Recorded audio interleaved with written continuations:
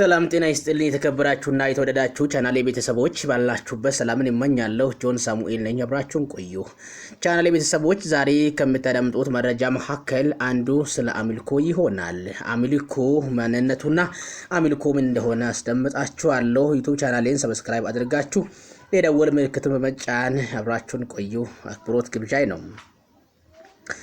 አምልኮ ለእግዚአብሔር ብቻ ነው። ይህ ማለት እምነት መሰረት በብሉይ ኪዳንና በአዲስ ኪዳን ውስጥም በግልጽ ተቀምጧል። በብሉይ ኪዳን በዘጸአት መጽሐፍ ምዕራፍ 20 ቁጥር 3 እና ቁጥር 5 ላይ እንዲህ ይላል፣ ከኔ በቀር ለሌላ አማልክቶች አይሁንልህ፣ አምልኮ የተቀረጸውን ምስል ላንተ ታደርገው፣ በላይ በሰማይ ከታችም በምድር ካለው ከምድርም በታች በውሃ ካለው ነገር የምናያቸውን ምስሎች ሁሉ አታደርጋቸው በማለት እኔ እግዚአብሔር አምላክ ቀናተኛ አምላክ ነኝ በማለቱ በይፋ ገልጿል።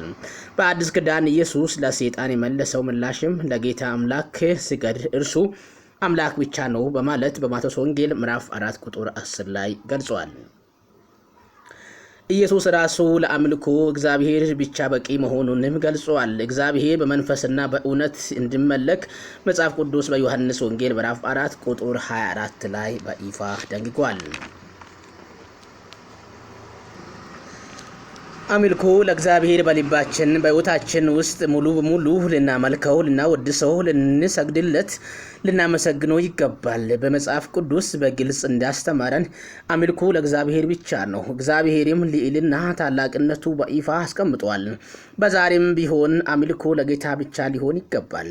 አምልኮ ማለት ለአንድ አምላክ ወይም ለከፍተኛ ኃይል የምናቀርበው የፍቅር አክብሮትና የውዴታ መግለጫ ነው። አምልኮ በብዙ መካከል ለሚገኘው አምልኮ ሊመለክ ለሚገባው አንዱ በጸሎት ነው። በመዝሙርና በትምህርት እንዲሁ በመስጠት በአገልግሎት ወዘተ ሊሆን ይችላል። ጸሎት ነው ስንል ከእግዚአብሔር ጋር መነጋገር፣ ምስጋና ማቅረብ፣ እርዳታ መጠየቅ ሊሆን ይችላል። መንገዱም ነው።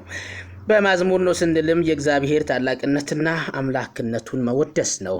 ትምህርትና ስብከት እንዲሁ የእግዚአብሔርን ቃል በማዳመጥና በመማር ነው። መስዋዕትና ስጦታውንም ለእግዚአብሔር ውዴታና አክብሮት የሚገባውን ስጦታዎች በማቅረብ ነው። ሌላው በመረዳትና በማገልገል ሌሎችንም በመረዳትና እግዚአብሔርን በማሳያት የእግዚአብሔርን ቃል በመታዘዝና በመልካም ምግባር በመኖር ነው። እግዚአብሔርን ማክበር ነው። አምልኮ ለምን አስፈልጋል ከተባልን እግዚአብሔርን ለማክበርና ለመወደስ ነው። ከእግዚአብሔር ጋር ያለን ግንኙነት ለማጠናከር፣ የእግዚአብሔር ጸጋና በረከትን ለመቀበል ነው። የእግዚአብሔርን ፍቅርና ቸርነት ለማምለክ እንዲሁ ለመቀበል በሕይወታችን ውስጥም የእግዚአብሔር መገኛ መንገድ አንዱ አምልኮ ነው። የእግዚአብሔር ፍቅርና ቸርነት ለማመልከትና በሕይወታችን ውስጥም የእግዚአብሔርን መገኘት መንገድ አንዱ ነው። አምልኮ የእግዚአብሔርን ታላቅነትና ፍቅርን የሚገልጥበት መንፈሳዊ ተግባር ነው።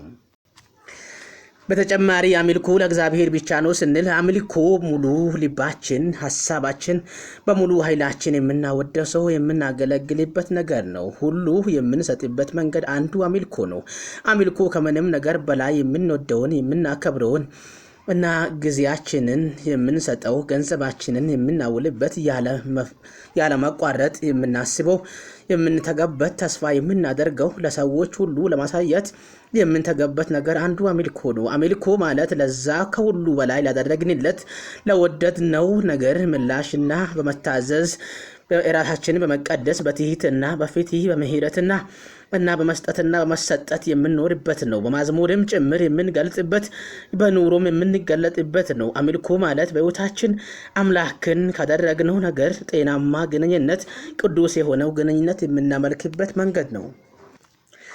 ስለዚህ አምልኮ ሙሉ ልባችን፣ ሐሳባችን፣ ኃይላችንን የምናውልበት መንገድ ነው ካልን አምልኮ ስለዚህ ሰይጣንና የባዕድ አምልኮትን መታተን ማምለክ ትተን እናቆምና የራሳችን ውበትና ቆንጅናውንም ችሎታና ዕውቀትንም ገንዘብንም ቤተሰብንም ያለንን ነገር ዘርና ሃይማኖት ብሔርንም ትተን ባህላችንን መምለክ እናቆምና የኔ ባለው የግሌ መልካም ሐሳብ አለኝ ከምንለው ይልቅ አምላክን ክብር ልንሰጠው የምናውልበት መንገድ አምልኮ ነው።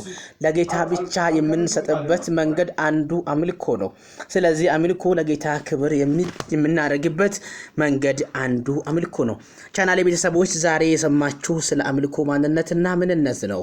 አምልኮ ለጌታ ብቻ እንደምንሰጥ በአዲስ ኪዳንና በብሉይ ኪዳን በቃሉ ጋዛ ምደን አይተናል። ባላችሁበት የጌታ ሰላም ጤና ከናንተ ጋር ይሁን።